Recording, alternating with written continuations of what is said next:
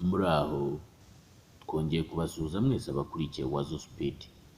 Tunejejwe no kubifuriza ishya n'ihirwe mu byo mukora byose, murwana muhatana kugira ngo mugere ku ntego zanyu.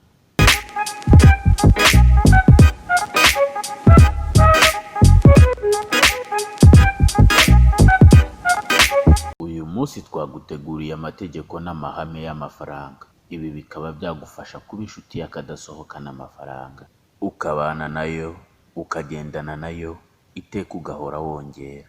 Amafaranga ni igikoresho gikomeye kigize ubuzima bwa muntu. Amafaranga ni agaciro k'ibifatika n'ibidafatika dukenera mu buzima bwa buri munsi. Amafaranga yabaye intero ndetse n'intego kuri bamwe, gusa ntitwakwibagirwa ko hari n'abo yabereye inzozi mu myaka myinshi yashize. Aba bakaba barifuje gufata amafaranga cyangwa se bakabana nayo, ariko kuva kera kugera n'ubu bikaba byarabananiye.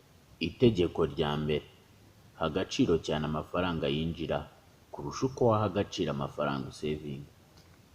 Gusevinga cyangwa kubika amafaranga ni byiza ndetse ni iby'agaciro, ariko ntibiruta gushora amafaranga ufite. Amafaranga ufite wagashyize kuri banki cyangwa se mu bindi bigo bishinzwe kubika, wakabaye uyafata ukayashora ukayatuma andi mafaranga. Ibi bikaba bigufasha kongera no kugira byinshi kurusha uko wafata amafaranga ukayabika, kuko amafaranga iyo akoreshejwe nibwo abyarana.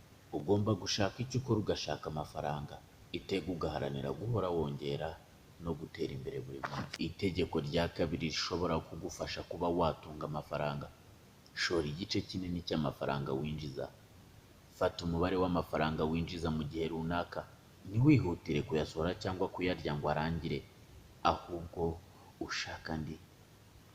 Fata igice kinini cy'amafaranga hagati ya 60 na 80% y'ayo winjiza, uyashore, ubundi utungwe n'asigaye.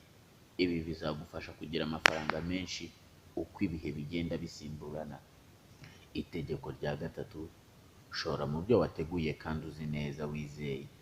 Aha biragoye cyane kuba ushaka kugera ku ntego y'ubukungu ndetse no gutunga amafaranga, ariko ugafata amafaranga ukayashora mu mishinga utazi ndetse utanasobanukiwe.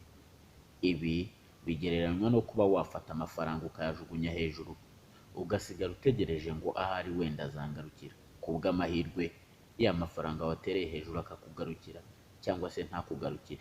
Niyo mpamvu tukubwira ngo shora mu byo wateguye, uzi neza kandi wizeye, kuruta uko ushobora kugurukira mu bintu ukabishoramo amafaranga yawe utazi uko bikora, utazi aho biva n'aho bigana.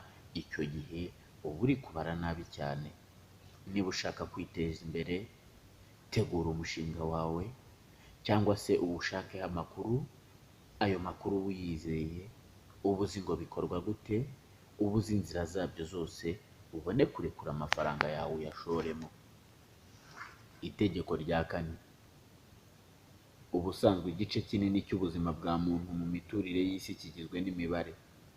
Nta kintu kibaho kitabarwa mu mibare. Iyo ugeze ku mafaranga aho ushinga hagati. Amafaranga ni imibare kandi ni imibare ya nyayo. Menya kubara amafaranga mu buryo ubwo aribwo bwose. Ushyire ku ijanisha, uteranye, ukuremo, ugabanye ndetse unakube.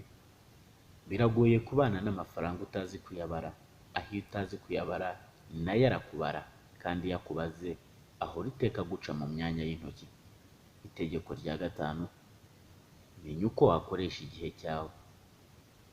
Muri iyi si dutuyemo, yaba umukire yaba umukene, tugira imihindagurikire imwe y'ibihe. Aha nshatse kuvuga ko yaba umukire yaba umukene, twese usanga umunsi ugizwe n'amasaha 24. Ikidutandukanya rero, bamwe bakaba batunze abandi bikaba byaranze, ni imikoreshereze itandukanye y'aya masaha 24 agize umunsi. Itondere kandi wite cyane ku gihe cyawe, kuko niryo pfundo ry'amafaranga. Itegeko rya gatandatu: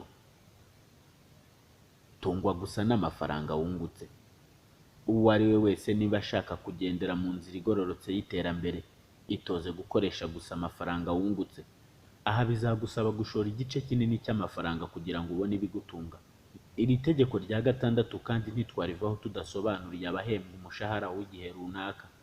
Niba ufata amafaranga adahinduka mu gihe runaka, wikumva ko watungwa n'ayo mafaranga gusa, kuko ntiwazatera imbere. Shaka uburyo ayo mafaranga uyabyaza inyungu, ugerageze kubahiriza itegeko rya 6, itegeko rya 7, ntugakore ikosa ryo kwishyura amafaranga udafite. Aho ushobora kudahita ubisobanukirwa neza, ariko ndashaka kuvuga uburyo bw'amadeni ya hato na hato, cyangwa se kuba wagura ibintu ukoresheje credit card. Aha ndakwibutsa ko iyo ufashe ideni ry'ibintu runaka, uba uhindutse umucakara w'uwari guhaye mu gihe kitazwi kugeza igihe uzabonera ayo mafaranga ukamwishyura. Itoze kuba mu buzima ukwiye kubamo, ntushake kuba mu buzima udashoboye. Itegeko rya 8, kora ibyo uzi gukora neza kandi vuba. Mu mibereho yacu ya buri munsi ntawe umenya byose. Gerageza gukora ibyo wiyiziho nawe kuzi neza, ari byo ushakiramo amafaranga, kuko iyo ugiye gukora ibyo utazi cyangwa ushidikanyaho, aho kwinjiza amafaranga ahubwo ushobora kuyasohora. Itegeko rya 9, menya guha agaciro abo uboneraho amafaranga cyangwa ikintu cyose kikwinjiriza mu gihe runaka. Itonde kandi witondere guha agaciro ibyo ukora. Ibi bizakurinda kugira umurengwe ngo utere umugongo ikiguhetse mu nzira y'iterambere. Umuntu udaha agaciro ikimutunze aba asa n'uwiruka mu ruziga azenguruka, adashobora kumenya aho ageze cyangwa ngo asoze urugendo rwe.